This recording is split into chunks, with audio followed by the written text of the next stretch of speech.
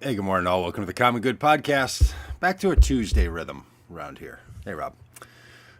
Hey, You probably see by my background and choice in leisure sunwear that I'm in the southern office of O Common Good down here at the inside the vehicle of Common Good Courage and Hope, Good Force One, that is preparing to start making its way around the country come the summer. So, hallelujah.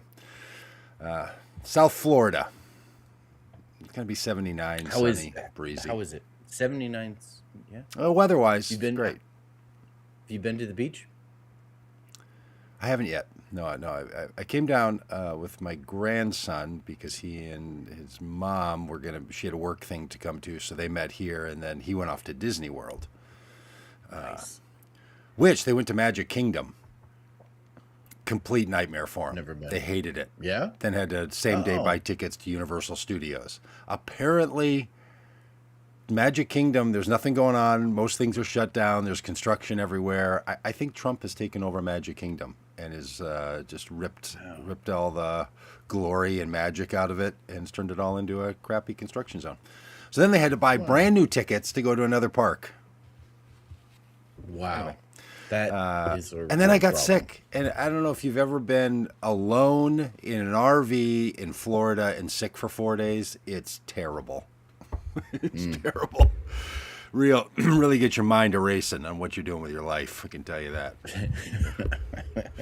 Well, as a person who has gotten sick on a Vote Common Good bus, not alone, sadly. I wish I had been. Oh, yeah. Yeah, you were sick. Yeah, you were sick like 6 years ago, right about now, pre-COVID. You were like, weren't you like an early COVID sickie?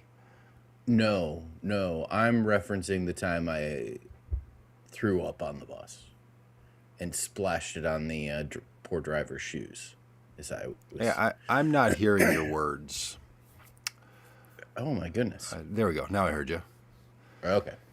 I was not muted, but yeah, I was referring to the time that I threw up on the bus and splashed it on the driver's shoes and then was sitting on the curb somewhere in California in the middle of the night in my underwear covered in my own vomit, feeling like I really am not sure about what I'm doing with my life. Yeah, that was a tough day for you. That was a tough day. That was a tough day. It was also a tough day when the driver, because of my role in the organization, handed me a bill for his boots. Oh, yeah, I didn't know that's how that worked. I had splashed You're some- quiet some again. throw There's up no on it. sound. So I don't know if you can do something about that sound situation. I have no idea. Well, this is a real dandy of a podcast that we're off to. Are you back? Back now? Yeah. Am I back? Yes, you are. What do you know? Can you tell what's happening, or should we relaunch, or what should we do? Didn't do anything. I'm not muted. I am. Huh. Well, I don't know. Maybe I'm other gonna people sit are here and make sure I hearing don't. it, and I can't. I don't know. I don't know. Can you hear me now? Wow, it's I getting feel like I'm in a commercial. it's really bad. I don't know what to do here. That must be a no. I don't know if it's just on my end. Okay. Well, I don't know. Let's try it like this, and maybe we'll get an echo or something. Can I don't know. you hear me, Doug? Yeah, I got you. Maybe other people were hearing you the whole time. It was just me that couldn't hear you. You know, like There's probably a metaphor in there somewhere. yeah. I was gonna try one, but every one of them that I was coming up with quick there didn't go well. All right. How are things out there in Squirreled Away somewhere outside Fayetteville, Arkansas? Yeah, things here are beautiful. We've had really gorgeous weather. It has been a little bit on the windy side, but we're plugging along. We're doing good. Watching basketball. Our Razorbacks are in the Sweet 16, so we're doing good. Okay, so is this the women's team, the men's team? Which The men's Okay. team. All right, yeah. Our I'm not women's just trying to team show your is- bias that we all have in sports, where when you say the Final Four, it's rarely is it women's. But I was at a bar last night, a sports bar where there's Yeah. music, and they had 37 televisions around, so nobody has to move their head more than 2 degrees to see a television set. And the Syracuse, the women's tournament game, the Syracuse Orange, that's their nickname, we're playing UConn. Historic, like the juggernaut of women's college basketball. And at the end of the first half, the score was UConn 60, Syracuse 12. Still the juggernaut of 12 women's college basketball. Wow. Syracuse is ranked number 9 in the tournament or the world or the universe or the history of time or something. There was a 9 next to their name. And they had scored 6 baskets in a half. And then the second half, I don't know, things they got better. They must have come out a little more fired up. But wow. First of all, for a team to score 60 points in a half, yeah, it's just not a lot of time for that. Like, it's not a lot of trips up and down the court to score 30. Well, here's nearly hoping 30 that, baskets. The Razorbacks on Saturday night. Yeah, Saturday night. Played the Panthers of High Point University. Oh. Never heard of it. Is it a pretend university? Is that like one of those for-profit ones? I don't know. I'd never heard of it. Apparently, Google tells me, or Siri told me, that it was in North Carolina, because apparently all the basketball schools are in North Carolina. And, High Point University had won in the first round. This is a second round game. It was all that the Razorbacks could handle. I mean, like, who are these kids from High Point? What is this? It really is a remarkable thing to watch the NCAA tournament. Fair enough. Where, it's one and done, and man, it feels like anything can happen. Like, a team gets hot, and hey. College basketball player, and the things a team can do and get really good at can create a kind of chaos that when you get to a tournament, because teams that play in the same league, in the same are playing each other, there's big group think that goes on in sports. Coaches come up in the same system. There's expectations about how offenses are going to be structured, how defenses are going to be structured, what the pacing is going to be, all this. You get into a tournament, and there can be teams that have whipped, famously told in the movie Hoosiers, have come up with some plan that the other teams aren't aware of. And man, in the NCAA, you get these teams that just come in like a beehive, and they are they're really, especially in the first half, when they've never seen these teams, maybe they're looking past them a little bit, and these scrappy players are just doing things that are bending the minds of, because a lot of college basketball players at that level, especially highly ranked teams, have been elite players for a very long time, through junior high, high school, now they're in college. They're used to a certain kind of deference to their athletic ability and prowess and all. So it is part of it, which I don't know if all other, I don't know if hockey does it that way. I don't know if, football is the same, if you can really swarm a team with a bunch of nonsense and make crazy happen and hustle and all that stuff. But 5 players on 5 players in basketball, it's a fabulous thing. Well, thankfully, High Point's Cinderella run came to an end. At the hands of the Arkansas Razorbacks. Good. Finally, big dollar major universities, state-funded professional athletes finally won again. Good. The world's back. The world's back the way it's meant to be.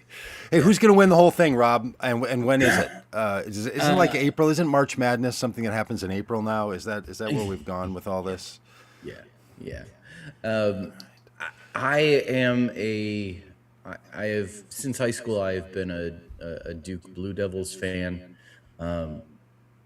So I am rooting for Duke along with the University of Arkansas Razorbacks. I think Arizona could win it all, though. Oh, and which is troublesome because On Thursday, the Razorbacks play Arizona. Oh, So, yeah. Yep. So, good luck. Hey, a great little comment here from. Sorry, let me get our comment proper so people can read it from Alex. Alex is talking to Kimberly in the chat and saying she's glad to be on live and she has to set her timer for every 10 minutes on Tuesday mornings and keep checking for the live stream. So our live stream promises, they keep people, right on the edge of glory. So sorry about that, everybody. But, hey, today we promised a 9:30 Central, 10:30 Eastern time, 8:30 Mountain, 7:30 Pacific, some 4:30 Hawaiian time, and we delivered. So hey, there you go. Look at us. Hey, Doug, I mean, everything's right in the world, right? Yeah, feels good. Feels good. Just things are the way they're supposed to be. Good Lord. So, Trump's son-in-law and son of convicted felon. Not a lot of guys get to say, Dad's a felon, father-in-law's a felon, and I get to negotiate on behalf of the United States of America for the end of wars. One guy, Jared Kushner, has the privilege of such a thing. And I come from a lineage of a felon myself. So, I get you, Jared. What's going on with the Iran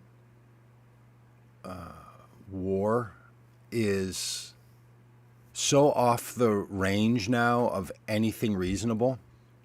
Rob, I don't know if you are still following the president of these United States on the Twitters and on Truth Social. I know you have a Truth Social account. I don't have one, but Trump posted this. Yeah.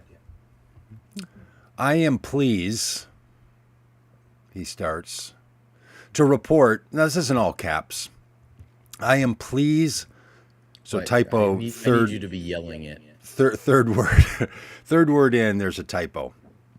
He's trying to say I'm pleased, but he didn't proofread it, or somebody didn't proofread it. I am pleased to report that the United States of America and the country of Iran have had, over the last 2 days, very good and productive conversations regarding a complete and total resolution of our hostilities in the Middle East. Okay, just starting there, Trump is saying that the country of Iran and the United States have had productive and good conversations to bring about a resolution to our hostilities, framing this as a hostile act on behalf of the United States.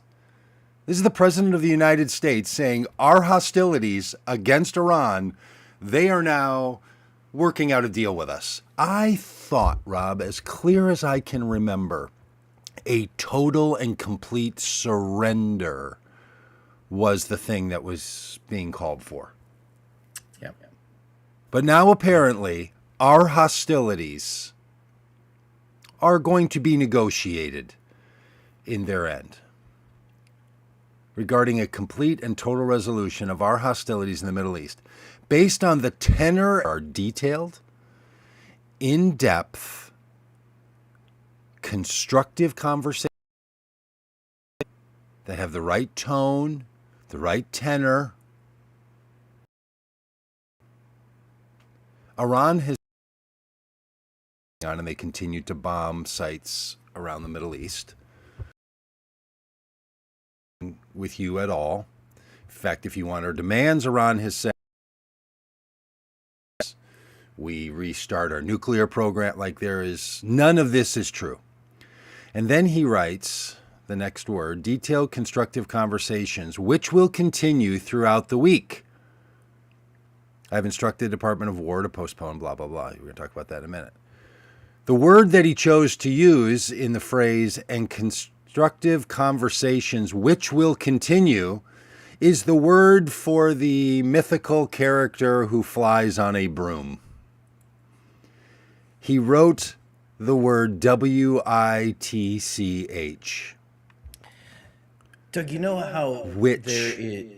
there are times where you don't know if it's Donald Trump himself writing a Truth Social post or if it's one of his staffers writing it for him. Yeah. You know, what is his actual thoughts versus using his social media platform as, you know, some kind of just official communication, welcoming a new somebody, blah, blah, blah. Yeah. I think when you see the word witch, I think you go, I think I know who wrote this one. Spelled WITCH. Look, I have made more than a person's fair share of typing errors in social media posts. I don't think I've ever confused those words, so maybe I'm being a bit judgmental. I am not the president of the United States writing a statement to try to explain the United States hostilities of military action against another nation. Yeah. Then he goes on to say, I have instructed the Department of War to postpone any and all military strikes against Iran's power plants and energy infrastructure for a 5-day period, subject to the success of the ongoing meetings and discussions. Thank you for your attention to this matter, President Donald J. Trump. All of those words spelled as intended. You know what I was told by this White House when they were asked by one of our great current allies, Japan, why they didn't include Japan's military and governmental leadership in understanding the beginnings of this war? Why is that? We don't want to telegraph our plans. Oh, really? But you want to say, for 5 days, we now promise we're not doing anything. I thought that was taking options off the table. I thought the idea of surprise was the whole point.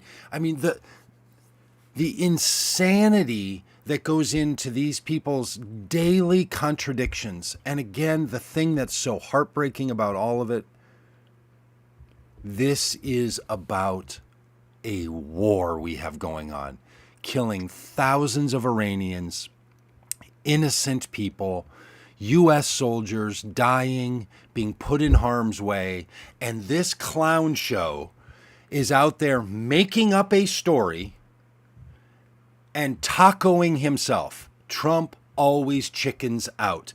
He said, we are going to, if they don't open the Straits of Hormuz, we are going to destroy their power grid,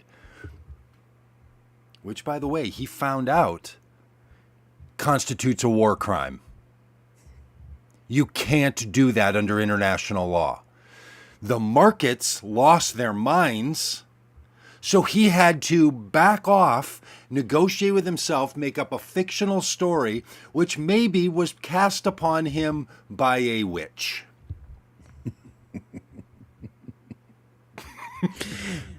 It's Rob. Listen, Doug. How does a guy like you running for Congress even begin to talk to the good people of the 3rd congressional district in Arkansas?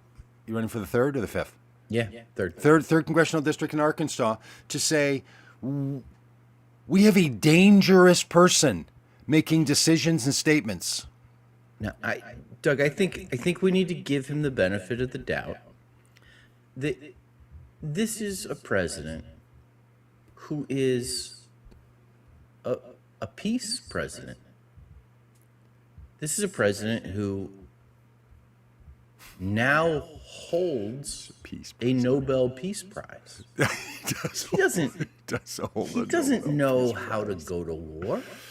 He doesn't know how to execute these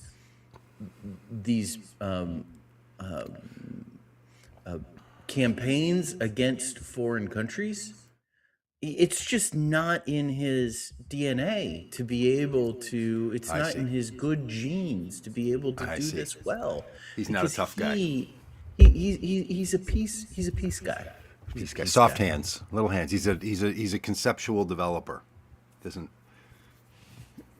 have war in his hands.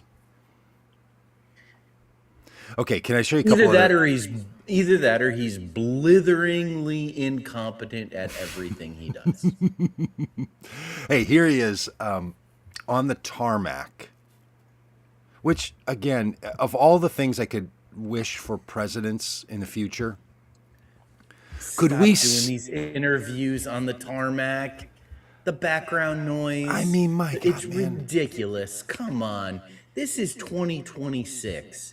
Yeah. Have yourself a conversation in a normal place before you walk out on the tarmac. It's so tired. It's so old. The like, I'm so much on the move. You just have. I mean, they assemble a press gaggle right out there, and some guy who's got the headphones on, and his job is to make sure people can hear what's being said. Is like, why do we have to do this? This theater of jets and engines, and Biden did it. Obama did it. Like, they all do it. Done. They all do it. Can we be done with the tarmac talk? Doug, I'll tell you this. When I am elected to Congress in November, and I am sworn into office at the beginning of January 2027, I will make the fundamental commitment to you that I will never do a tarmac interview. You'll be like, kill the engines. Kill the engine. If you're asked to answer a question outside of a Marine helicopter, you're going to be like, kill it. That's right. I'm trying to talk here. Yeah, we got Not stuff good to audio. do. All right. Here's Trump. Here's Trump on the tarmac. Tomorrow morning, sometime their time, we were expected to blow up their largest electric generating plants that cost over $10 billion to build. One shot, it's gone. It collapses. Why would they want that? So they called. I didn't call. They called. They want to make a deal. We're doing a 5-day period. We'll see how that goes. And if it goes well, we're going to end up with settling this. Otherwise, we'll just keep bombing our little hearts out. You said there's many points of agreement with Iran right now. Many. What, can you give us a Many, like 15 points. 15 points. Iran has said yes. Well, they're not going to have a nuclear weapon. That's number one. That's number 1, 2, and 3. They will never have a nuclear weapon. They said yes to that? They've agreed to that. The Strait of Hormuz, who's going to be in control of That'll that? be opened very soon if this works. How soon?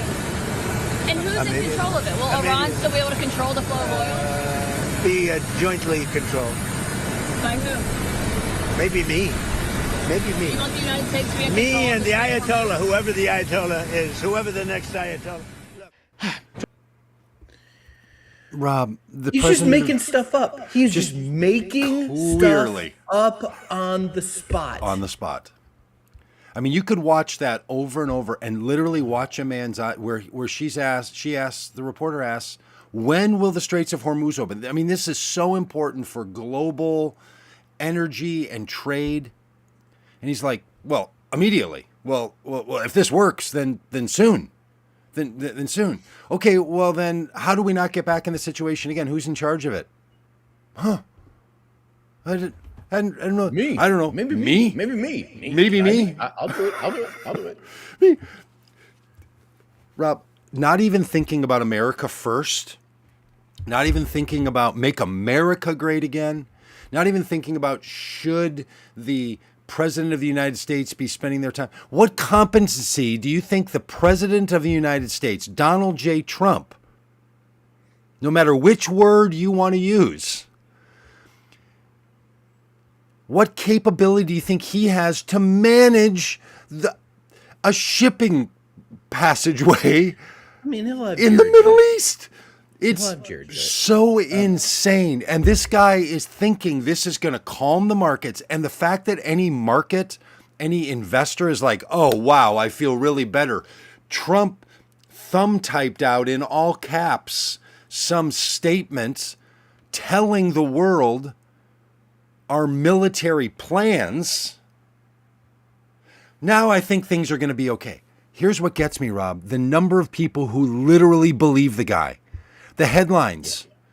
Trump says that negotiations are underway. Yes, Trump said that. Do you think that's true? Right. Can we jump back to the very beginning of what he said? Would you like me to play it again? Yeah, give us like the first, I don't know, 10, 15 seconds. Tomorrow morning, sometime, their time, we were expected to blow up their largest electric generating plants that cost over $10 billion to build. One shot, it's gone. It collapses. Why would they want that? So they called. I didn't call. They called. They want to make a deal. We're doing a 5-day period. Tomorrow, we were expected to blow up blow up their power plant. They don't want us to do that, so they called. Doug, why were they expecting us to blow up their power plant tomorrow morning? Their time, not our time, their time. What? Why? Why would they expect that? Because Donald Trump told them, if you don't open the Strait of Hormuz, we're going to bomb your power plant. He literally wrote on True Social, these are our military plans. Like, I somehow missed that. Apparently, the leadership in Iran didn't miss that. No, they didn't miss it. But here's the thing: if you were in negotiations, imagine you're the Iranian like that immediately. He's just sitting, making shit up. Again, Rob, the thing that gets me, all the rationale that the war as fast as we did was you can't tell anybody. You have to have surprise. Stupid presidents are negotiating. Like Trump's whole thing is compared it to Pearl Harbor while the Japanese sat in the Oval Office and made a tax. It's you cheaters. Yeah, it was just he is making this stuff up, and there is no one around him, or people are telling him, hey, we've got some great negotiations going on. But what really happened was he found out that his threat, because what you can't do in war, there are rules to military conflicts. Yeah. And to the degree that the rest of the world is not calling this an illegal military conflict is something to be negotiated out at the highest levels of international affairs. But one of the things that is not negotiable is that you cannot take out you cannot use military attacks on civilian power. You can't do that. So he threatens them with a war crime. Okay, can I show you then that on his way to Memphis to tour Graceland? One government official, I'll get to who that is in a moment, and Senator Lindsey Graham were dispatched to the Sunday shows, as they call them, to try to make an argument for the war. Mm-hmm. All right. Get a load of this. Is the president in the process of winding down this war or escalating the conflict? Again, they're not mutually exclusive. Sometimes you have to escalate to de-escalate, Chris. The sanctions were in place to prevent Iran from getting any of the money. They will have access to some of the money now. Again, Kristen, you're missing the point. In essence, we are jiu-jitsuing the Iranians. We're using their own oil against them. Here's what I tell President Trump. Keep it up. Do you know who Scott Bessent is? Yeah. Can we just... He's the Treasury Secretary. Right. Why in God's name is the Treasury Secretary out explaining our war plans with Iran? You know why? Because to the Trump administration, this has nothing to do with anything but the markets. And he is trying to calm international investment in the United States. The Treasury Secretary explaining us jujitsu in when We lessened the very sanctions we put on Iran. We took them off because it was damaging us. And then he calls it we're jujitsuing them by giving them more money for their oil so that they will get blah, blah, blah, blah, blah. This is the man that literally is signing every dollar bill put into circulation for the next. Not individually. No, but his signature is on each Really one. be something if he was signing everyone individually. Well, Listen, I remember. Let's set aside the content of what these individuals did, but just the affect, the seriousness, the gravitas of people like Donald Rumsfeld, Colin Powell, General Schwarzkopf. oh, wow. Forgot about that guy. Yeah. Like Dick Cheney. Like, these were serious people whose job it was to engineer wars around the world. And when they would go on the Sunday shows, they would, carry the public line, or like the company line, the country's line, and make their case.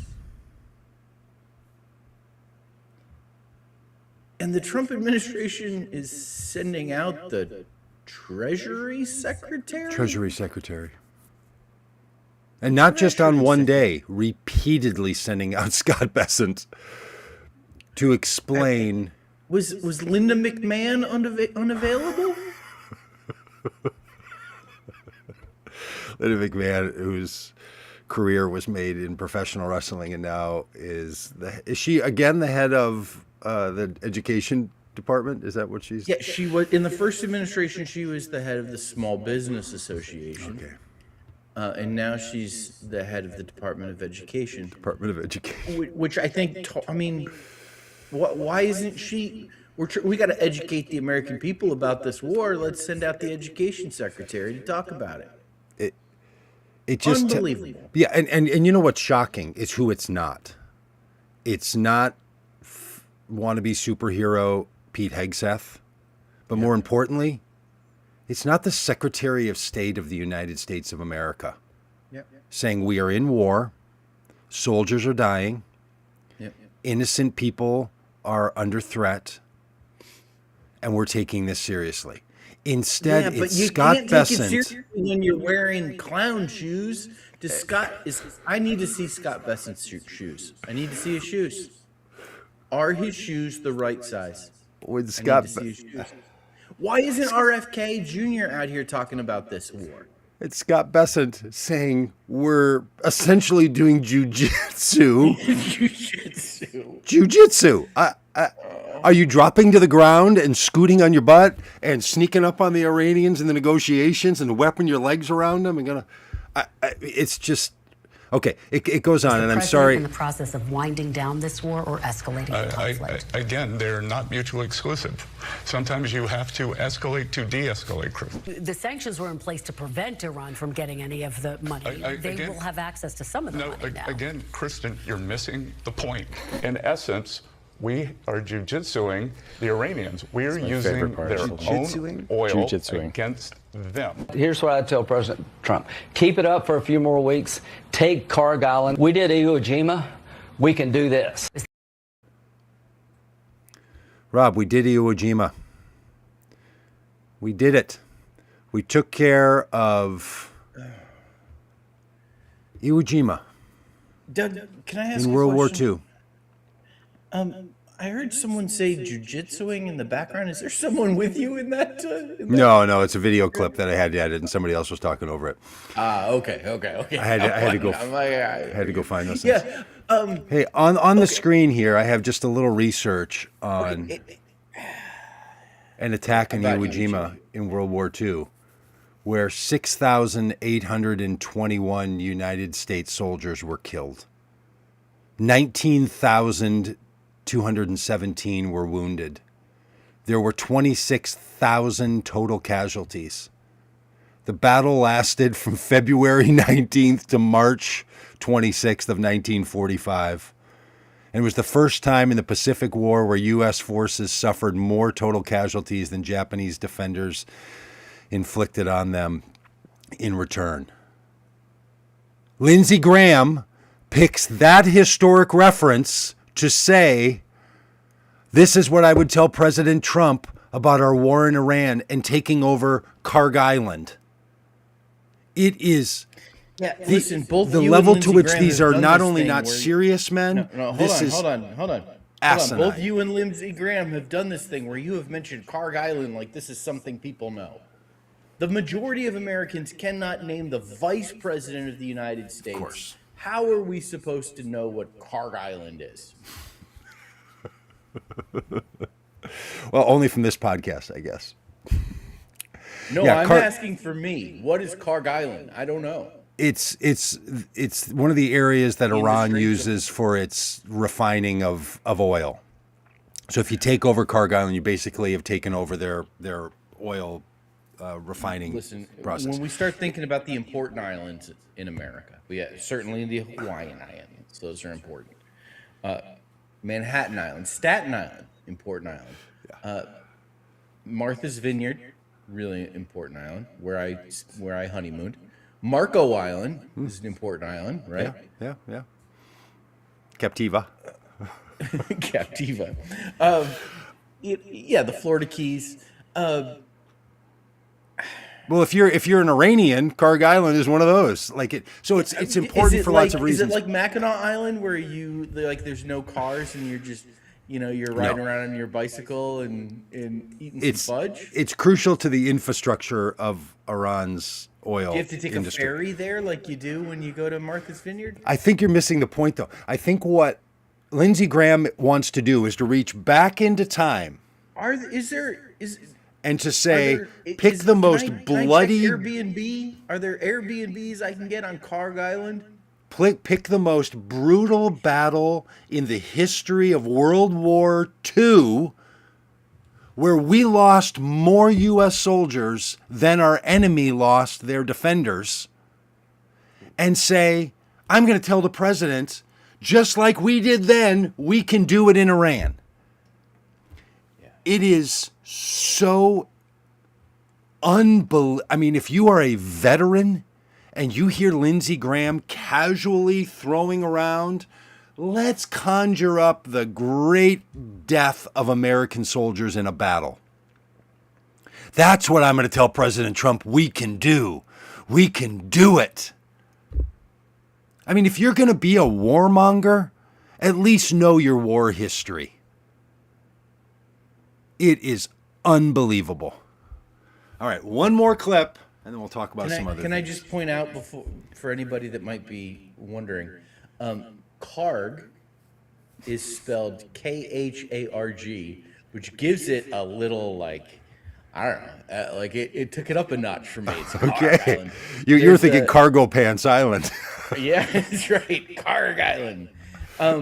There is a monastery on Karg Island. An ancient monastery. There's other notable archaeological sites, and Wikipedia has a great picture of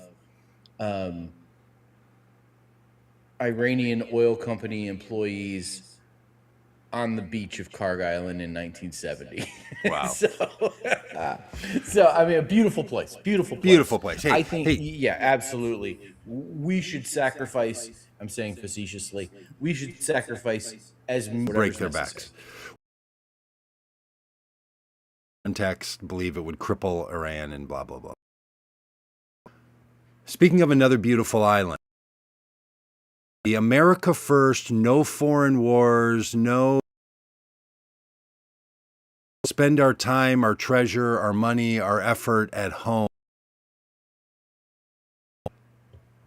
Said this. think Cuba, you know, is in its own way, if tourism and everything else, it's a beautiful island, great weather. They're not in a hurricane zone, which is nice for a change, you know. They won't be asking us for money for hurricanes every week. But I think Cuba's see the end. You know, all my life I've been hearing about the United States and Cuba. You know, when will the United States do it? I do believe I'll be having the honor of taking Cuba. That'd be good. That's a big honor. Taking Cuba. Taking Cuba in some form, yeah.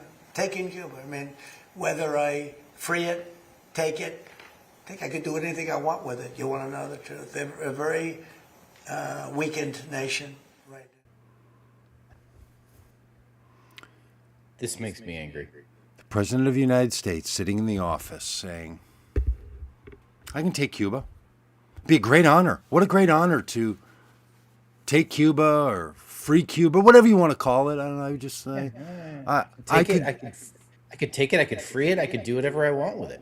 I can do whatever I want. It would be the greatest honor of my life. I mean, again, just the level to which how he understands the presidency is so sickening, just sickening. That it's about an honor of his life to get to use military economic force to take over another nation that we have weakened by our obsession with the fear of communism in 2026 and have busted the economic ties between that country and the United States for half a century over the obsession of a small number of Cubans who still want reparations from a governmental takeover in the 1950s. This guy is going around the world deciding which nations he thinks we should take. America first. No foreign war entanglements. Vote for Kamala Harris. You're going to have wars galore. Sitting in the Oval Office just dreaming up. He has his hands on the desk of like the Resolute desk. Like I saw on Comedy Central, so I'm not going to steal this joke. Weekend Update, whatever that show on Comedy Central, the only show on Comedy Central and anybody watches. They're saying he's holding his hands there on the Bob desk. Show? Yeah, like you, Burger Bob. like you hold on to the safety bar on a roller coaster. Oh my God. Like that's how he's got his hands on this thing. My goodness, why, Donald Trump? Why? We have enough going on. Listen, oh my goodness, Doug. This is so unnecessary. There are so many things that historically we have said, we recognize the President of the United States has very little impact on. Very little impact on the cost of gas. Very little impact on actual inflation. Very little impact on job creation. All of this stuff. The president the job the president does gets judged based on these things. But when push,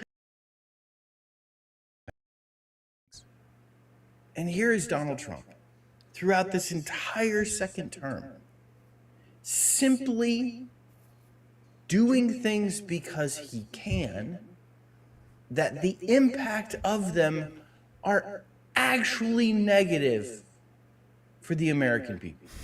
Doing things that normally the president has no impact on gas prices. Yep. Unless you start a war in Iran. Yep. Normally, the president has no impact on consumer prices unless you impose tariffs on every country in the world.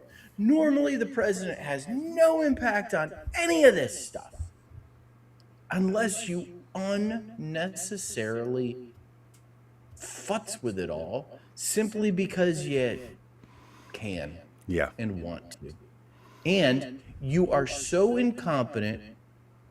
And here's the thing. Donald Trump is so incompetent that he has been completely manipulated in this second term. Yes. He has been completely manipulated by the interests and the desires of others.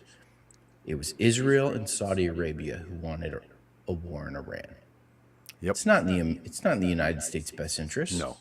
He was manipulated by Benjamin Netanyahu and the Crown Prince of Saudi Arabia to use American military might to bring down to reinforce what Israel wants to do. Yep. Donald Trump doesn't care about Cuba. The only way Donald Trump cares about Cuba is the opportunity to build Trump hotels. Or to feel like he has the great honor of doing the thing that he's being told Americans have wanted to have happen for all these years. He is being manipulated by Marco Rubio and the Cuban Republican voters in South Florida, and the Cuban lobby that wants the communist regime in Cuba to fall. Donald Trump he is not a leader. He is a figurehead who is easily manipulated and used by people. That's what we have now. We have someone who people will do whatever it takes to get him to do what they want him to do. Yep. Get him to do what they want him to do, including like, I'll wear the shoes that don't fit. Yeah. If that's what it takes, I'll do it. Yeah. Because he is so petty and so manipulatable that that's what's happening here. Donald Trump has never been weaker than he is now. Yeah. Hey, I want to play that clip one more time, and I'm going to do a little interpretation of what he's saying. Okay. So here he is again, talking about Cuba. I think Cuba, is in its own way, if tourism and everything else, it's a beautiful island, great weather. They're not in a hurricane zone, which is nice for a change. They won't be asking us for money for hurricanes every week. I think Cuba, it's a beautiful place with the tourism, and it's not in a hurricane zone, so they won't be asking us for hurricane relief once a week. Who's he talking about? Haiti. Puerto Rico. Puerto Rico. He's referencing Puerto Rico. Oh, you know what? Cuba, it's not in a hurricane zone. It's got great tourism, great weather, not in a hurricane zone. We're not going to get requests for federal dollars of hurricane relief every week. Puerto Rico is a United States territory. That whole thing he just described, I'm going to take it. It is like he is manifesting in his small little broken brain that our relationship with Cuba is going to be like the United States relationship with Puerto Rico. That's what's in the plans of these people. To acquire it.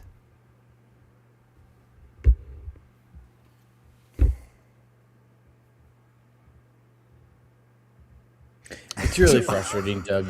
It's unbelievable. Just off the top of his small little brain, just blabbing nonsense. Doug, it was about a year and a half ago. You and I were talking on the phone, and I had mentioned to you that I was going to be spending my 50th birthday alone because my wife had to go out of town. And, I had asked some friends if they wanted to go to Cuba with me. And they had all said no, that they couldn't go. And I was feeling a little bummed about that. And Doug, you said, maybe your friends can't go, but I could go. Yeah, I'll go. Well, I had invited my cigar smoking friend. Okay, yeah, whatever. And you're like, I'll go. And that led to a mad dash of you and me and a couple of other friends of ours, producer Dan and our friend Brandon, spending 4 days in Havana. Last January, like just over a year ago. Yeah. Yep. of that trip was I came home at the Cuban, very angry at the American government. Amazing, beautiful, resourceful. We had, and at the same time, we saw the impact of two governmental systems that locked in such conflict that it does not do the Cuban people any good. And Doug, I don't think that Donald Trump taking Cuba is going to make the lives of the Cuban people better.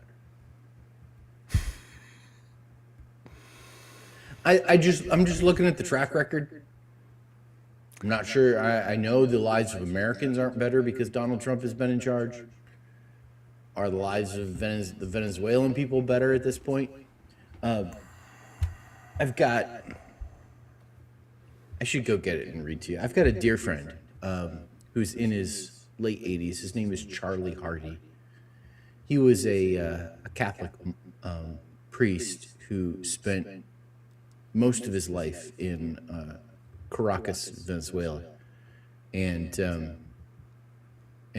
now lives in Cheyenne, Wyoming. And after the U.S. military actions in Venezuela, he traveled to Venezuela again to visit with people and to see what was happening. And he is actually right now in Cuba. And he just the other day, a couple days ago, I got letters in the mail from him. He had sent about 4 different letters. He was about ready to leave for Cuba, and 4 different letters in one envelope. And his telling of what he is seeing. You keep talking, somebody's knocking on my door. His telling of what he is seeing on the ground is so very different from anything that the President of the United States or the Secretary of the Treasury or any other administration official is telling us. It's simply not the case. It's not the way it is. And so often, what the media is telling us as well, it's simply not that way. And to get these kind of firsthand reports, these eyewitness reports of what is actually happening, what it's really like. Doug, Charlie has seen it in Venezuela. You and I saw with our own eyes what it's like, what it's actually like in Cuba. And listen, there are significant things that need to happen to make life better in Cuba. Absolutely. Mm-hmm. And that starts not with Donald Trump taking over. It starts with ending the embargo on Cuba, allowing there to be fair trade and free trade. If we're so scared of communism, what are we doing with China? I mean, what are we doing with Russia? Fair trade and free trade, like that's what we do. Yeah, look, when we were there, we saw those big ports that had been built during the Obama years because Obama was opening up Cuba. And the thing that was going to transform Cuba was more open interaction between the governments, but mostly the businesses. And that all went away when Trump was elected, and then Biden didn't do anything about it to put it back on track. Democrats have had, other than a little bit with Obama, really a vision for solving the situation that's tormenting so many people in Cuba. But now Trump's idea, he gets the great honor of taking it for the United States. I think he's hinting to turn it into a territory, and it's terrible. Yeah, but again, look, this man's got less than 3 years in office. I mean, Doug, when we were there, we talked about, like, there is so much shoreline. Oh. That, I mean, it's going to be freaking Trump hotels. Well, it's not, because the man's not going to be in office when any of that stuff happens. Like, he's not going to get a development deal. Look, the worst thing for Trump in his exploitative attitude about any of these lands is if it actually became part of the official government system in the United States. Yeah.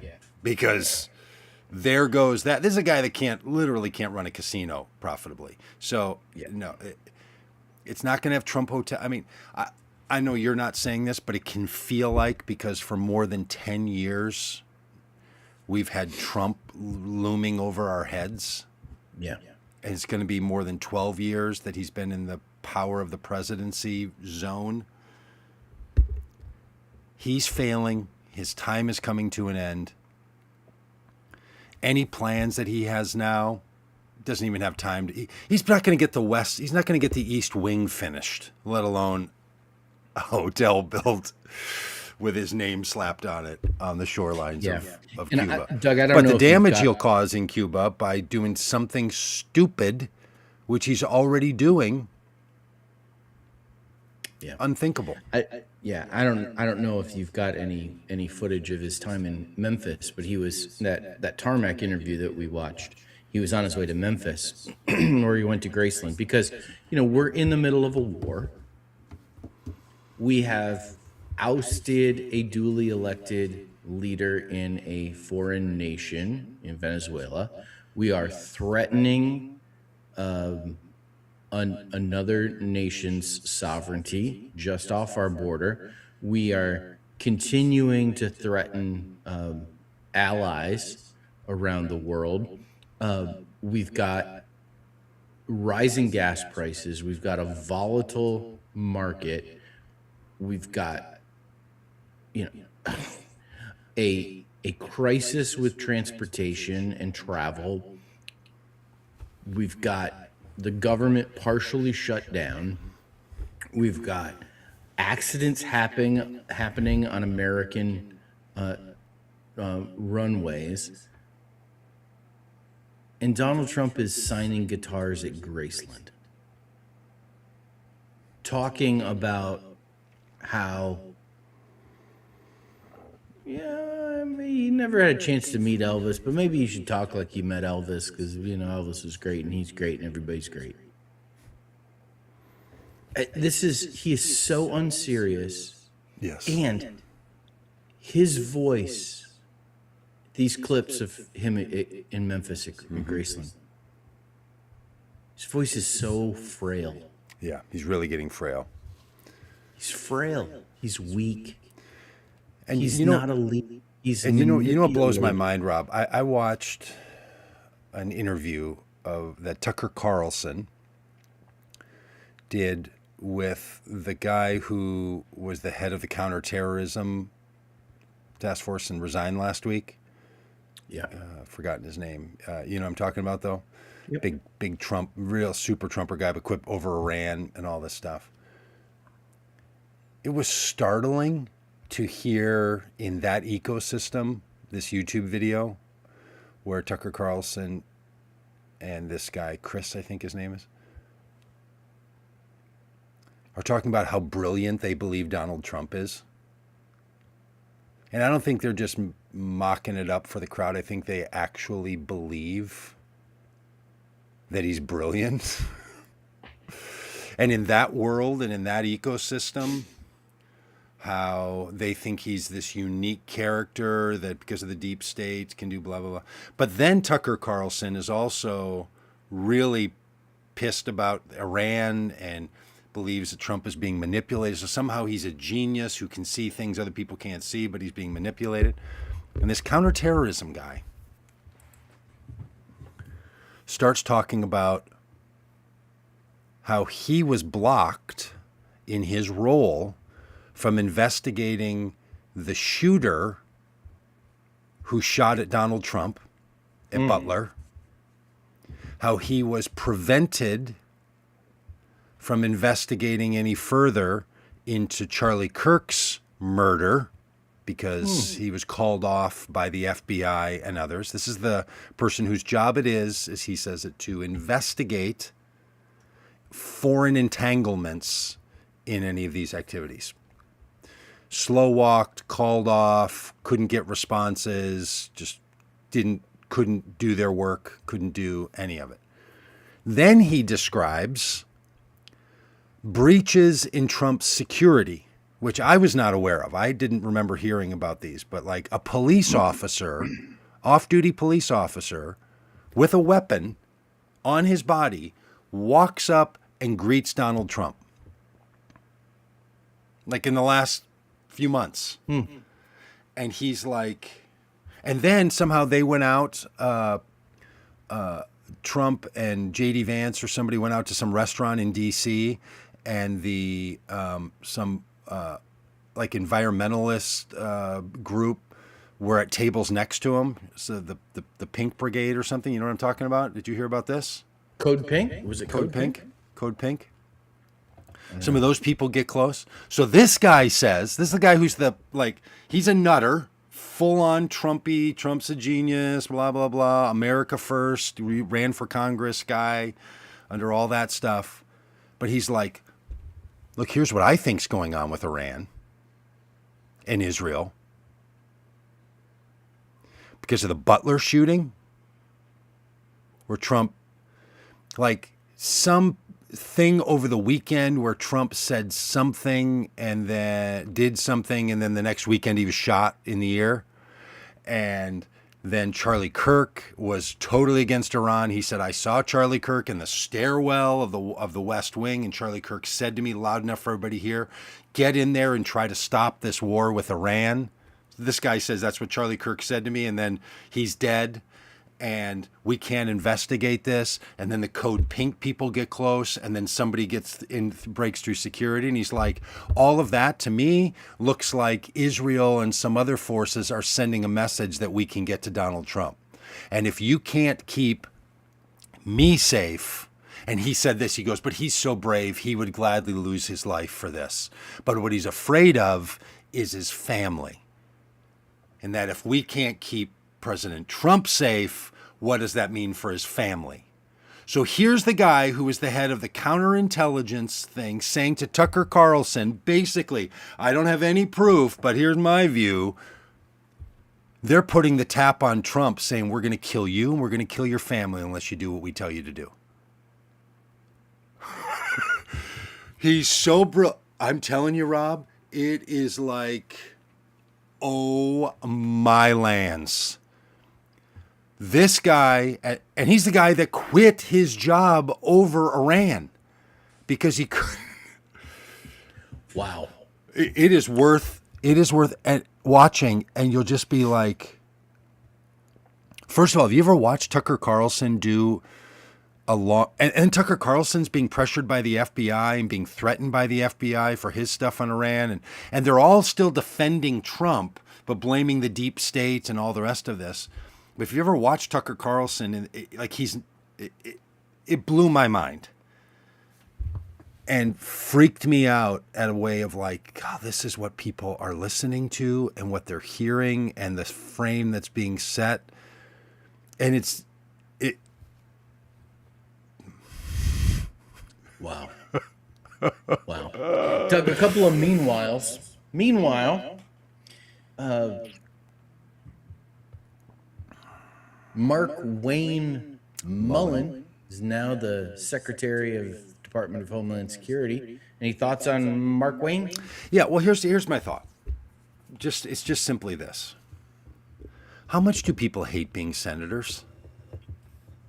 Let me ask you, Rob. You're running for Congress. You're going to be elected a congressperson, and you'll have to run for office every 2 years to be able to continue to support the good people of West Arkansas. Senators have to run every 6 years. They get to create laws. They're members of 1/3 of the federal government's branch.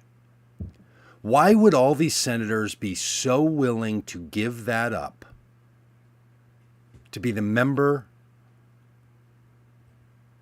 of an administration, to be a cabinet position that you know is going to run out. Best case scenario, in less than 3 years, if you're incompetent, as I'm sure he is, why does a guy who worked so hard as to become a congressman and then a senator, what is it that they give up for this? Yeah, I'm not Look, sure. Why do people want to be members of an administration like this? You go from being a full member of 1/3 of the branches of the U.S. government to being the secretary under the executive branch for what? I mean, of course, Donald Trump's single rule, he won't nominate anyone to any job that he has control over who's more competent at doing that job than he is at doing his, which means they have to be terrible at their job because he's not going to be the worst employee in the room any longer. So he's going to be terrible. Nothing's going to change. He has anger issues. He's a broken, sad man. But why in the world? I mean, people trying to become senators act like it's the greatest ring you could get your hands on if you want to serve the American people, have influence and power.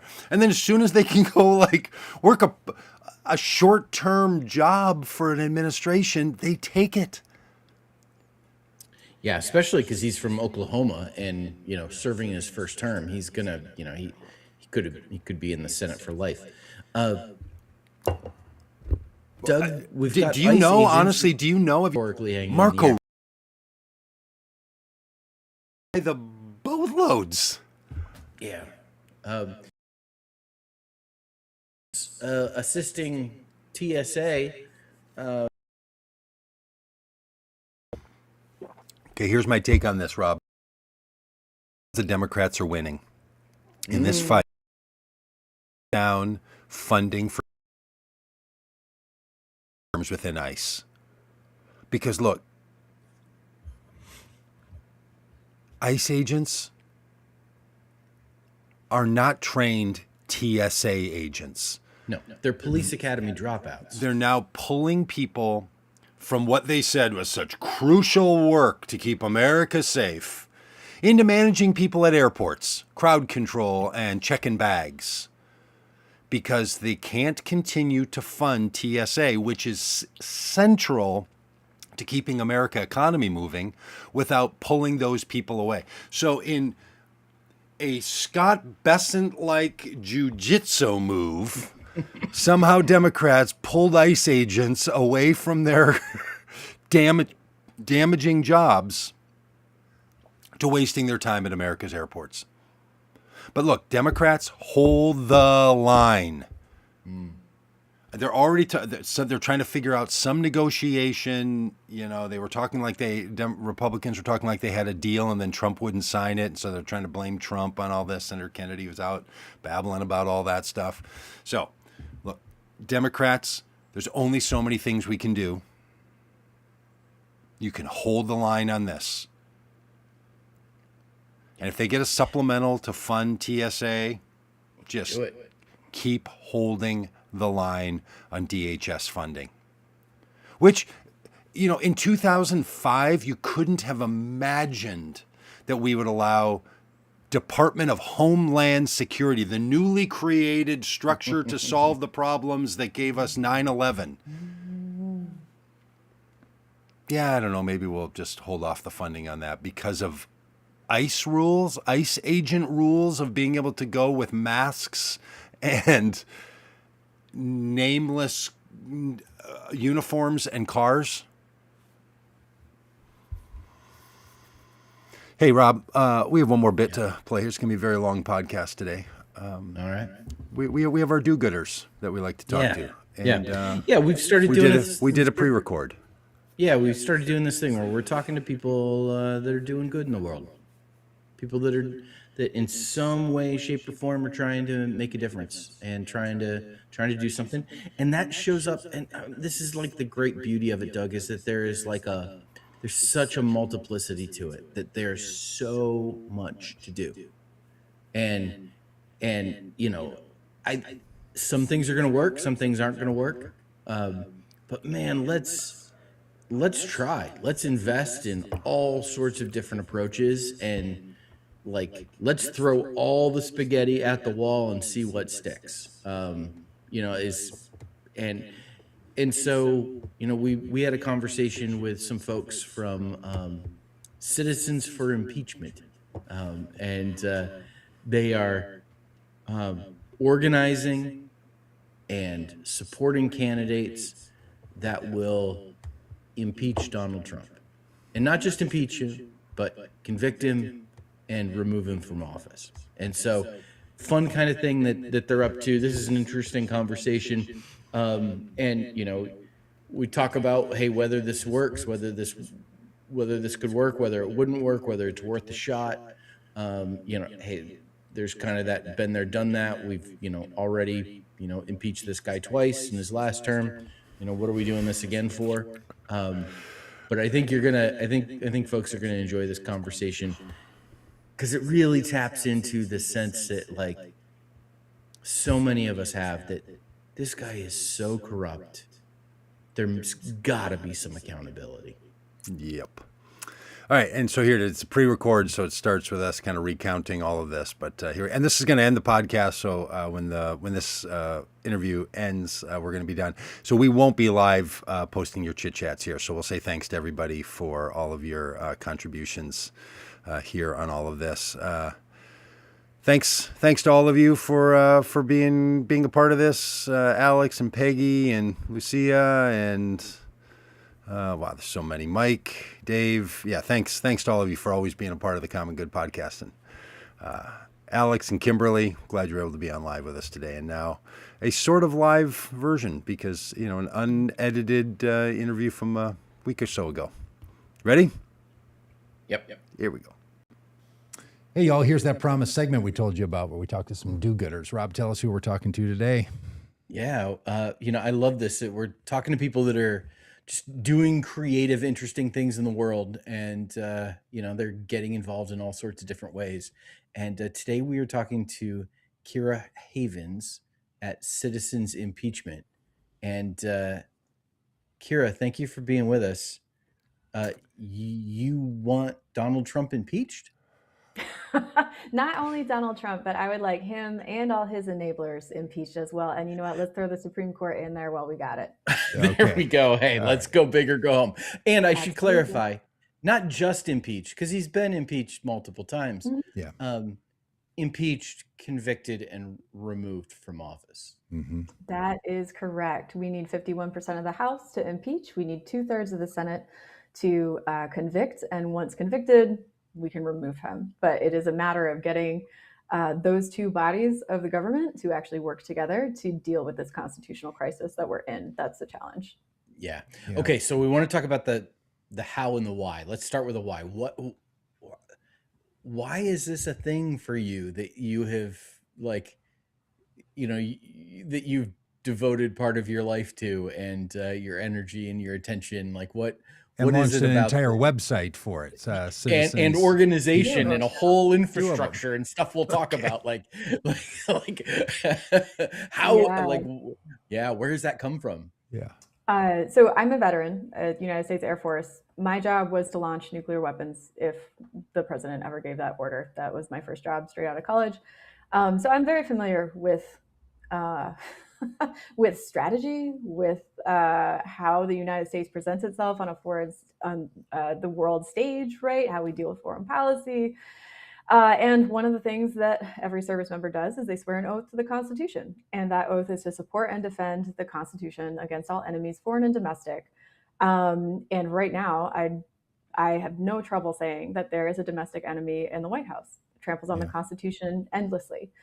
And so for me, this is how I am fulfilling that oath. And this is true of many of the service members that are in our coalition of candidates that are running for office this year. A lot of veterans are stepping up right now because we did choose to serve this country, and we continue to serve it, just in a different way. And it's exceptionally frustrating to have to be the person that steps up to do this, because there is an entire body of government who is explicitly granted the power to rein in the executive, and they aren't doing anything.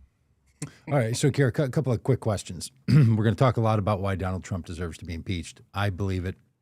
Clearly, you believe it. I think Rob believes it. Oh, yeah. But your first job out of college was to launch nuclear weapons?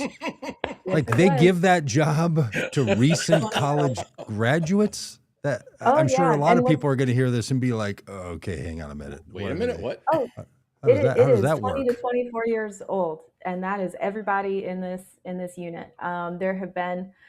It is quite frankly remarkable that it operates as well as it does. But in recent years, there's actually been a big focus on changing the culture, so it's not quite as like Wild West as it used to be. Folks were cheating on the tests that you have to make sure that you're proficient. At one point, somebody was running drugs and guns out of one of the maps that we have. It is. What I want to stress, though, is that this particular nukes is a relic, right, of the 1980s and before, and it has been massively funded from that point on. And ICBMs are the oldest of the old. There, we've got other members of the nuclear triad that have more updates and more upgrades and all of that. They're so old that recently it was announced that. There's just not even the parts to make for the ICBMs that are on duty. And so this is an example of like a legacy system that is kind of being propped up by these old people in Congress that remember when it used to be functional and useful. And my goodness. Okay, so I guess this raises the stakes as to like if you got 20 to 24-year-olds pushing buttons, you want to make sure that the person who gives the orders for that is not somebody who's so unable to fulfill their duties. That's how I got involved. Yep, in the first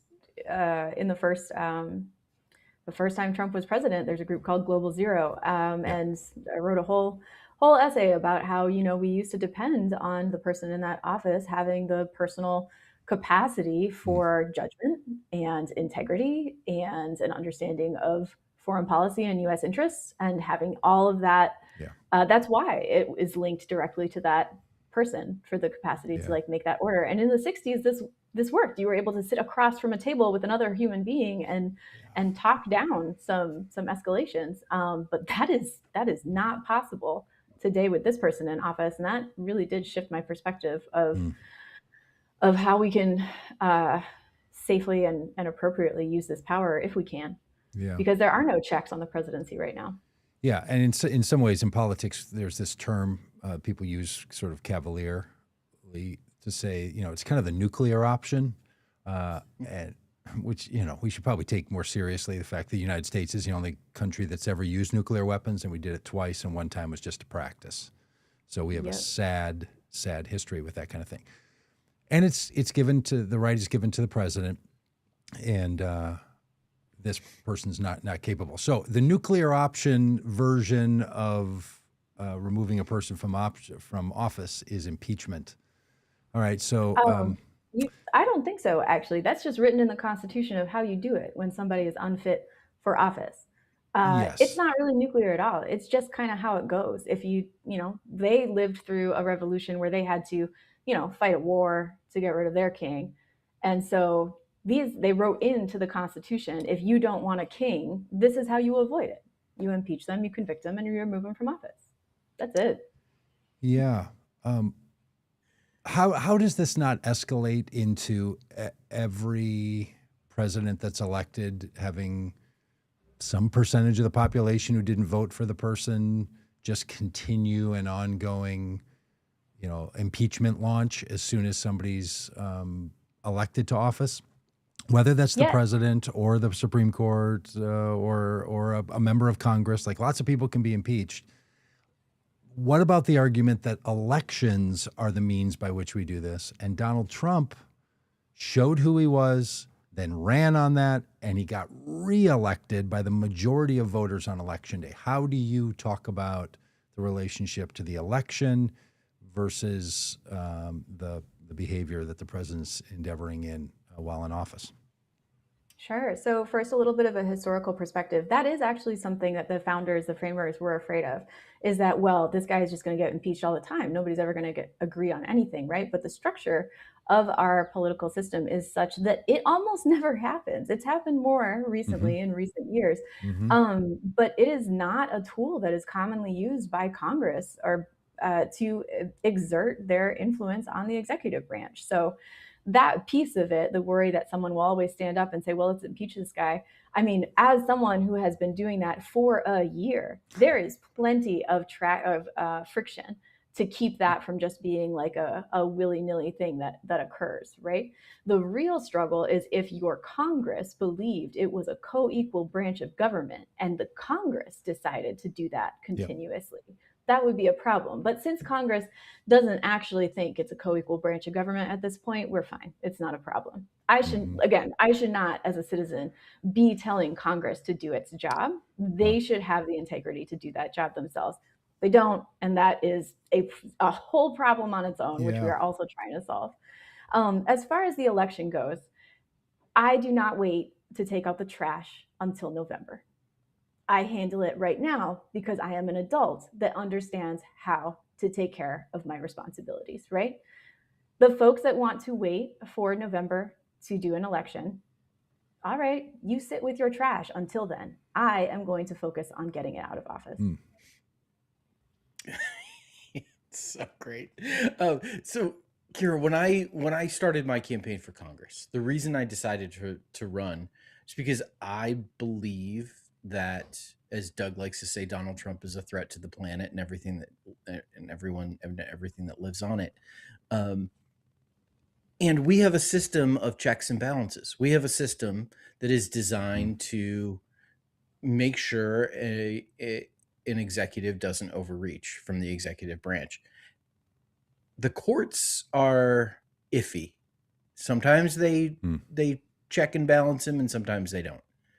Congress has just ceded seemingly all of its power and authority over to the president and has shown that they will absolutely refuse. And I think that's unacceptable. And I think the only way that we, the people, have the opportunity to stop Donald Trump and his agenda is to flip Congress and more than just political party, but flip Congress to have a majority of people who have the political will to do what is necessary to stop Donald Trump and the threat that he brings. And so, like, I'm curious, like, for me, in like having that same sense, it was like, okay, I need to throw my hat in the ring and run for this office.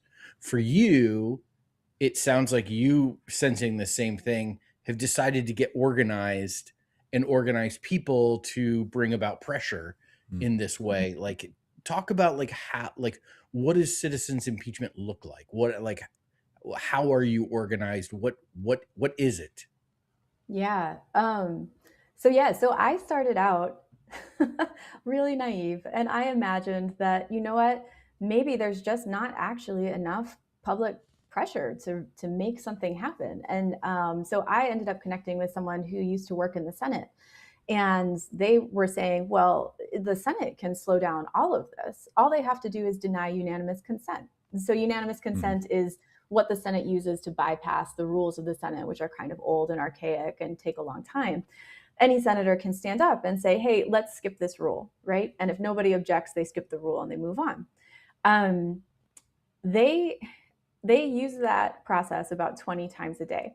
And any senator at any time can stand up and object to unanimous consent. And then they have to do it the long way with the rules that they already have. That's it. There is no penalty for it. You really have you're not going to be able to change the rules in the Senate.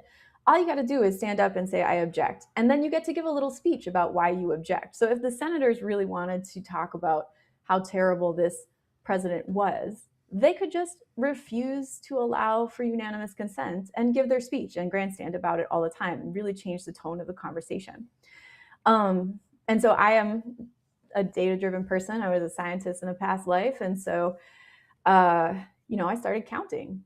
How many times do they use unanimous consent? And by the time, like within 2 months, we reached about 700 times that they use unanimous consent. They used it to clap for Mitch McConnell and his retirement. They used it to applaud a high school team that won a championship. They used it to attempt to get the Senate to condemn Russia like 6 different times, and it got shot down every single time. Like it's it is kind of remarkable once you see that gap in the system, just to recognize how little action is being taken. So from there, it became very apparent that the Senate wasn't going to do this. So okay, let's go to the House. We got to impeach now because the people in the Senate are not doing their job and obstructing as a minority party, which is 100% something that they can do. Let's get the House to impeach. That's the next step.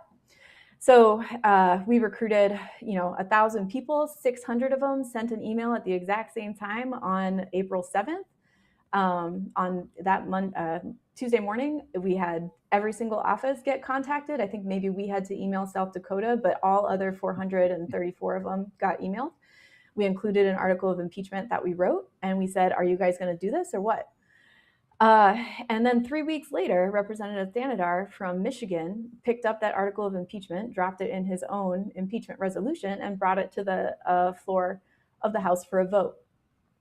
He used what's called Rule 9, and this is a question of privilege of the House. Any member at any time can introduce articles of impeachment using this rule and demand that leadership vote on it. They have to. It's part of their procedure. He got bullied out of that by Democratic leadership. And he withdrew that. So there wasn't a vote in April. And of course, we all know what's happened since April. April was when Doge was running wild and all the federal workers were being fired, and Elon Musk was in there just wreaking havoc. But even at that point in time, there was still enough to impeach. We had just dealt with Kilmar Abrego Garcia, right, and his lack of due process. So there were unconstitutional and illegal actions occurring throughout that time period, but Congress didn't want to impeach at that point. And so after that, we organized our folks into sending emails, trying to get the press secretaries to go on the record, talking to the legislative directors for new articles of impeachment as we wrote them. Tyranny is one of the articles, and obstruction of justice for the Epstein files is another one that we have. And we have morphed this group from those 600 people to about 13,000 now. Everybody shows up every Monday and emails all these offices, right? And what we keep hearing in both responses to constituents, like in meetings that we have with them and their representative or their staff, is that, well, we have to wait until after the midterms. We got to wait until we have the votes. And again, I just want to go back to the point I made earlier where we don't. Any representative can file articles of impeachment at any time. That is something that they 100% can do, and they're simply refusing to. But, if you're not going to do this work, if you're not going to use the power that you have for the purpose that it is intended for, then we would be super naive to assume you're going to use it after the midterms. So what we did was we escalated and we set up Courage for Democracy alongside of citizens impeachment. And Courage for Democracy has 110 courage candidates, all of whom are pro-impeachment, all of whom have committed to introduce articles of impeachment on day one. Rob is one of those courage candidates. And yeah, we've got the articles, we've got the people, we've got the will. All we need to do is get them into office, because there's absolutely no way that we're just going to sit on the sidelines while this keeps happening. So, Kira, like, articles of impeachment are not designed to solve the question of is an executive order or an action of a president constitutional or not, right? There is a process for that. The courts do that. Sure. The examples that you've given are things that the administration had a view on. They went to court, the courts ruled, then the president responds to it. But can I just interject a point there? Impeachment is not a criminal trial. No, I understand, but they're high crimes and misdemeanors. Like, it's not. Impeachment is not supposed to be, I think he did something unconstitutional, let's impeach him. If the belief is they've done something unconstitutional, that needs to be argued. You can impeach for anything. You could impeach this man for being too orange if you wanted. Congress gets to determine what it is. No, I think the Constitution is clear that it is a high crimes. You can Okay, so you can identify anything as a high crime and misdemeanor. I understand, but that's this is why 100 times articles of impeachment have been introduced in the House of Representatives. So well, wait, 100 times? Yeah, more than 100 times have articles against a president been brought to the House of Representatives to be taken up. Yeah, so it's very common, and it hasn't gone very far. No, it hasn't gone very far. I would like to know more about these 100 articles because I don't know them. Where did they show up? A quick summary: 100 plus impeachment articles have been introduced against the president historically. So that's just not this president. You're saying no, presidents. Okay. Yeah. So 100 plus times, people have brought articles of impeachment against presidents. Okay. And to my mind, this president has committed actions that are not just open for disagreement. He's done a bunch of that, but he has done specific things that have violated his constitutional responsibility. He did it in his first term. There were 2 times that articles of impeachment were brought to the Senate and were voted on.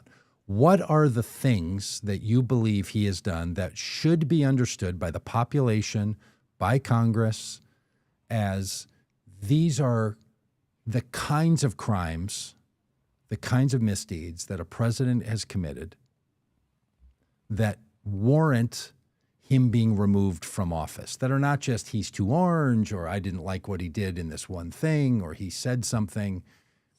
Yes, Congress, but impeachment is a serious action. Yeah. Whether Bill Clinton's actions rose to the level of being impeachable, I don't know. Whether George Bush's actions were, whether Barack Obama's were, I think not. What are in your articles of impeachment that you're sending to these Congress people that you want them to say, look, this is the kind of thing that we mean in this country when this person has committed some action that we think is worthy of what we will determine as a high crime and violation of the law? Sure.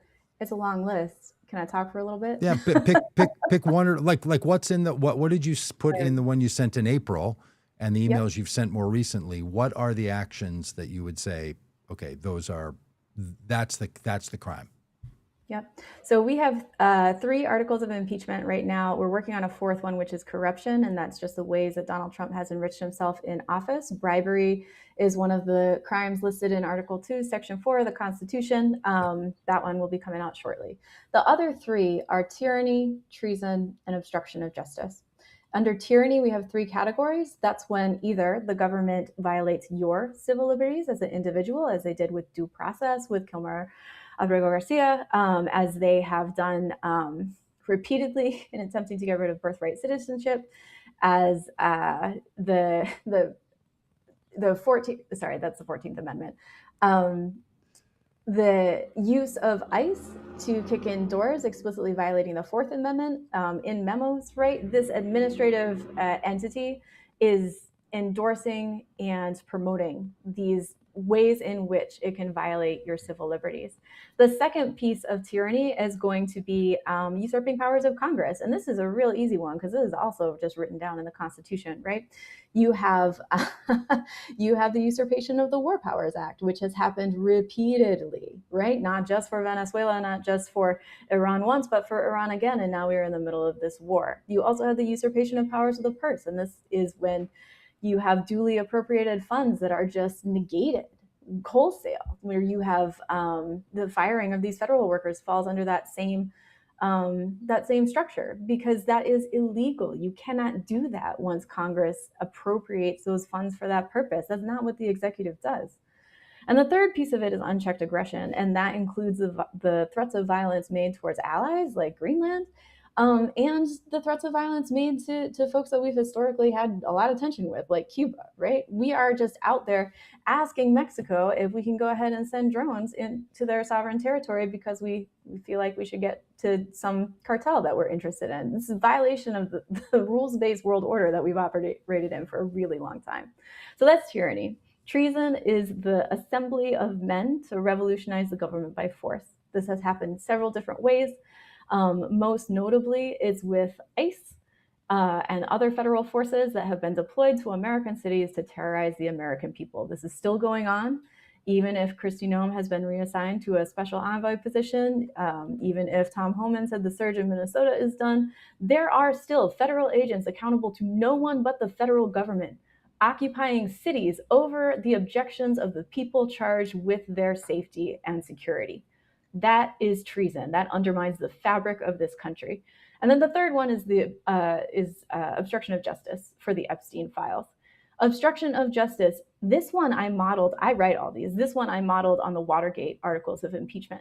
And they map directly onto what is happening with the Epstein files, to include Pam Bondi and Donald Trump substituting their judgment for the judgment of Congress in violation of HR 4405, which is supposed to release the Epstein Files Transparency Act, and the repeated and continuous violations of, just Pam Bondi's testimony, really, that I should have just taped that and submitted it with this article of impeachment. She just straight up lying to Congress about it. Yeah, exactly. So those are the three that are currently up there. And as you say, there are thousands of examples. But in order to keep it simple, because the flood of chaotic and unconstitutional and illegal actions is so overwhelming, we've grouped it into these three buckets, so that the next time we bomb a country without talking to Congress, I can slide it into unchecked aggression and tyranny. And the next time he obstructs justice for another criminal investigation, I can go ahead and slide that into the obstruction of justice one. They're not going to stop their game. Oh, wow. So super interesting. You know, what's fascinating about this is that, impeachment feels, and we kind of talked about this at the beginning of the conversation, like a nuclear option there. It feels kind of sensationalistic, right? Like it feels like, it's very scandal oriented. But why is it? Why is it right? But that's what's like. That's a point I'm making. It's super interesting that while it feel like when we hear the word impeachment, it has that kind of baggage. But what you're taking, Kira, is this like very no nonsense constitutional approach of like, here's the letter of the law, and here's how it's being violated. Very simply. Just speak to the scandal piece of it, right? The reason it has that connotation is because it was wielded like a club during the Bill Clinton years. Well, one of the crucial things about that time is that many of the people that were involved in that impeachment came to the press saying, well, there's nothing I can do. I have an obligation. It is my oath to support and defend the Constitution. And this guy violated the precept of he's unfit to be in office, right? Yeah, he lied under oath. Lied under oath. That's disqualifying. At that point in time, Congress considered their responsibility and their oath of office to be a binding commitment. And boy, that is not the case right now.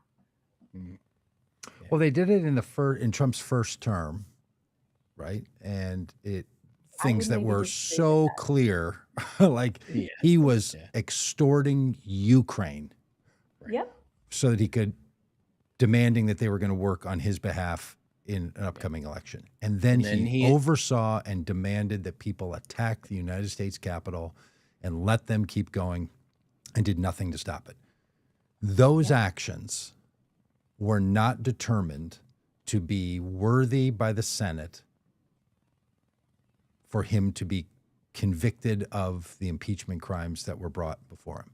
Okay, can I add so if this is a serious effort, what is it that the Senate needs to do? Because getting to 51% of the House is one thing, getting to 2/3 of the Senate, what will it take if many of the same characters are in the Senate currently that were there when he was charged with these other two actions? What gets them to this point?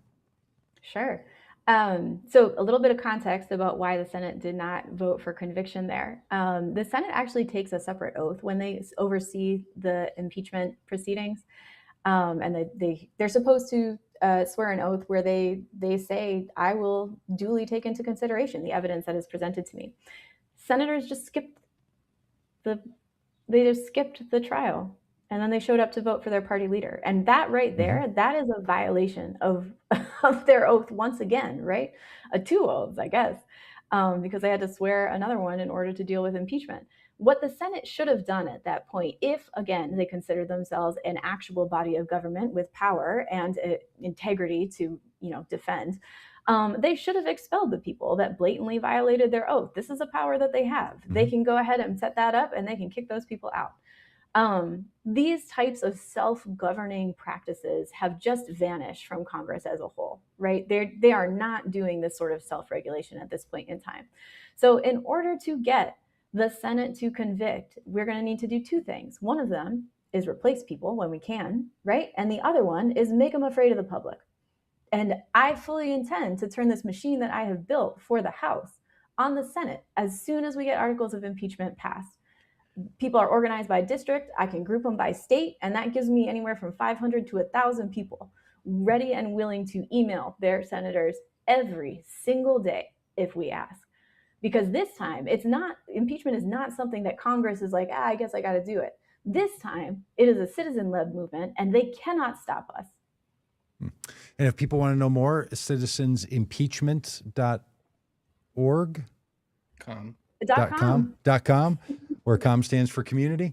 Citizensimpeachment.com is the place. And if people go there, they can see the articles, they can see the write-up. I know you have things on there about like myths that people understand about impeachment, how it works, a bunch of explainers, and then ways for people to be involved. Is that right? Absolutely. And what I would recommend is as soon as you take a look at Citizens Impeachment and sign up for those Monday actions there, go find your local courage candidate on couragefordemocracy.com, because as I said, the quest for impeachment, we have escalated it to replacing everybody in Congress, because right now this Congress doesn't want to do its job. So how many candidates for courage are currently listed there? We have 115 and growing. More folks come in every week as they learn about us. Our first 5 candidates have made it through made it to the general election, including Rob here, running uncontested in Arkansas. And let me just throw out here, running against Steve Womack, who refused to meet with at least 3 of his constituents when we were requesting offices or meetings with offices. So seems like there's not a lot of constituent feedback there. So the first 5 are through. We have 2 more in runoffs, and our next primary is going to be in Illinois on the 17th, and we have 12 candidates there. So we are just charging on through. Replace them all is a very serious mission for us. Well, Kira, thank you. Thanks for this work, for your service that you provided before to the country, and for anything else that you're up to that we don't know about that's part of this common goodery. All right. Thank you so much. Anything else you want to leave us with? Man, the most important thing you can do if you are listening to this as a citizen is to show up and to ask the simplest question you can. And then if they stall, if they give you a bunch of word salad, say, I'm sorry, I didn't hear what you would do there. I didn't hear an action. And just keep going until they commit to an action or they answer your question, because these folks are not used to being challenged and they are not used to having accountability. Even if you ask them, pick a date and I'll follow up with you, that makes them extremely nervous. So that's great. Yeah. I'm coming back like a summer cold. Yeah. All right. Kira, thank you so much. And everybody should check out citizensimpeachment.com. Thank you so much, folks. Thanks, Al.